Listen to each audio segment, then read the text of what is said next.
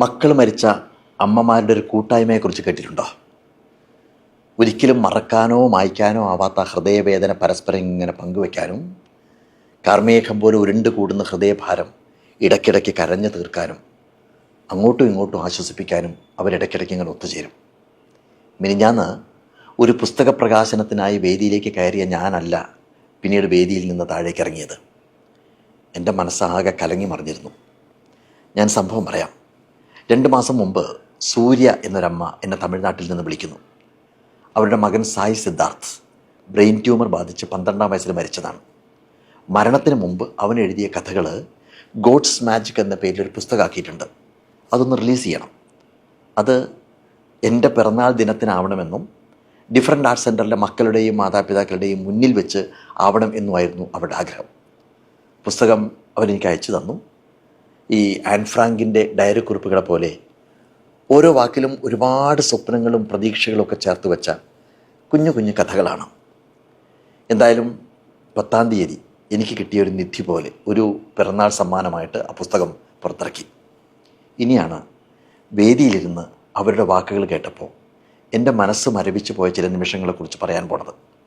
വേദിയിൽ എൻ്റെ ഒപ്പം ഇരുന്നത് സ്പൈനൽ മസ്കുലർ അസ്ട്രോഫി ബാധിതനായ കൃഷ്ണകുമാർ, മസ്കുലർ ഡിസ്ട്രോഫി ബാധിതനായിട്ടുള്ള സായിയുടെ ഈ പുസ്തകത്തിലെ ചിത്രങ്ങളെല്ലാം മനോഹരമായിട്ട് വരച്ചു കൊടുത്ത രതീഷ്, സായിയുടെ അമ്മ സൂര്യ, ക്യാൻസറിനെതിരെ അവസാന ശ്വാസം വരെ പോരാടുമ്പോഴും എല്ലാവരെയും ഇങ്ങനെ മോട്ടിവേറ്റ് ചെയ്തുകൊണ്ടിരുന്ന നന്ദുവിന് ഓർമ്മയില്ല, നന്ദു മഹാദേവ, ആ നന്ദുവിൻ്റെ അമ്മ.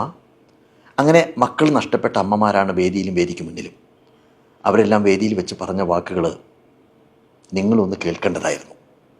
തൊട്ടതിനും പിടിച്ചതിനൊക്കെ ദുഃഖത്തെ ഇങ്ങനെ വിളിച്ചു വരുത്തി വിലപിക്കുന്ന ആളുകൾ കേൾക്കേണ്ടതായിരുന്ന വാക്കുകൾ. ഈ ബോബി ജോസ് കട്ടിക്കാട്ടിൻ്റെ പുസ്തകത്തിലാണെന്ന് തോന്നുന്നു. ബസ്സിൻ്റെ ബാക്ക് സീറ്റിലിരിക്കുന്ന ഒരു പെൺകുട്ടിയുടെ കണ്ണുകൾ നിറഞ്ഞൊഴുകുന്നൊരു കഥ പറയുന്നുണ്ട്. എന്തിനാ അവൾ കരയുന്നതെന്നറിയോ? അവൾ അയക്കുന്ന മെസ്സേജുകൾക്കൊന്നും അവളുടെ ബോയ് ഫ്രണ്ട് മറുപടി കൊടുക്കുന്നില്ല. ക്യാൻസർ ഹോസ്പിറ്റലിന് മുന്നിൽ അവൾ ബസ്സിറങ്ങുന്നു. തലമൊട്ടയടിച്ച് അതിൽ നീല വരകൾ അടയാളപ്പെടുത്തിയ ചെറിയൊരു മകനെയും എടുത്തുകൊണ്ട് ഒരമ്മ അതേ ബസ്സിൽ നിന്നിറങ്ങി ആശുപത്രിയിലേക്ക് നടക്കുകയാണ്.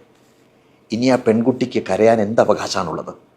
അതേപോലെ ഇന്നലെ മക്കൾ നഷ്ടപ്പെട്ട ആ അമ്മമാരുടെ വാക്കുകൾ കേട്ടപ്പോൾ നിസ്സാര കാര്യങ്ങൾക്ക് സങ്കടപ്പെടുന്ന നമുക്ക് ദുഃഖിക്കാൻ എന്ത് അവകാശമാണുള്ളത് എന്ന് തോന്നിപ്പോയി. നന്ദുവിൻ്റെ അമ്മ പറഞ്ഞു, എൻ്റെ അമ്മയ്ക്ക് പോലും മനസ്സിലാവുന്നില്ല എൻ്റെ വേദന. മക്കൾ നഷ്ടപ്പെടുന്നതിൻ്റെ വേദന ആ കുഞ്ഞിനെ പെറ്റ അമ്മയ്ക്ക് മാത്രമേ മനസ്സിലാവൂ എന്ന്. ഇതുപോലെ അവരോരോരുത്തരായിട്ട് ഇങ്ങനെ സംസാരിക്കുമ്പോൾ ഞാൻ കണ്ണുകൾ അടച്ചു. വത്തിക്കാനിലെ സെൻറ്റ് പീറ്റേഴ്സ് ബസിലിക്കയിൽ പോയപ്പോൾ കണ്ട മൈക്കലാഞ്ചലോയുടെ മാർബിളിൽ തീർത്ത പിയാത്ത എൻ്റെ മനസ്സിലേക്ക് കയറി വന്നു. മേരിയുടെ മടിത്തട്ടിൽ കിടക്കുന്ന ജീസസിൻ്റെ മരിച്ച ശരീരം. മാതാപിതാക്കളെ ജീവിച്ചിരിക്കുമ്പോൾ മക്കൾ മരിച്ചു പോകുന്നതാണ് ലോകത്തിലെ ഏറ്റവും വലിയ ദുഃഖം.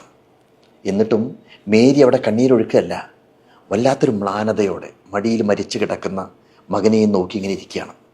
അതുപോലെ ഈ അമ്മമാരും ജീവിതം ഇവിടെ അവസാനിപ്പിക്കുകയല്ല ചെയ്യുന്നത്. അവരുടെ കൂട്ടായ്മയിലൂടെ പരസ്പരം ദുഃഖങ്ങൾ പങ്കുവച്ച് ഉജ്ജ്വലമായിട്ട് ജീവിക്കുകയാണ്. അതുകൊണ്ട് ചെറിയ ചെറിയ പ്രശ്നങ്ങളുടെയൊക്കെ പേരിൽ പൊട്ടിക്കരയുകയും ചെറിയ തോൽവികളുടെ പേരിൽ ദുഃഖിച്ചൊരു മൂലയിൽ ഇങ്ങനെ ചടഞ്ഞുകൂടി ഒതുങ്ങിക്കൂടുകയും ഓടിപ്പോയിട്ട് ആത്മഹത്യ ചെയ്യുന്ന ആളുകൾ ഇതൊക്കെ ഒന്നറിയണം. അപ്പോഴേ നമ്മിൽ സംഘർഷങ്ങളുടെ ശൂന്യത എന്താണ് എന്ന് നമുക്ക് മനസ്സിലാവും. എൻ്റെ സായി ഈ ലോകത്ത് എന്നും ഇവിടെ നിറഞ്ഞു നിൽക്കുന്നു എന്നൊരു അടയാളപ്പെടുത്തലാണ് ഈ ബുക്ക്. അവൻ ചെറുപ്പത്തിൽ എഴുതിയിരുന്ന കുറച്ച് കഥകളാണ് ഞാൻ ഈ ബുക്കിൽ കൊടുത്തിരിക്കുന്നത്. അവൻ ഇന്നും എൻ്റെ കൂടെ യാത്ര ചെയ്യാണ് സാർ. അവൻ എന്താ പറയേണ്ടത് എനിക്കും അറിയില്ല.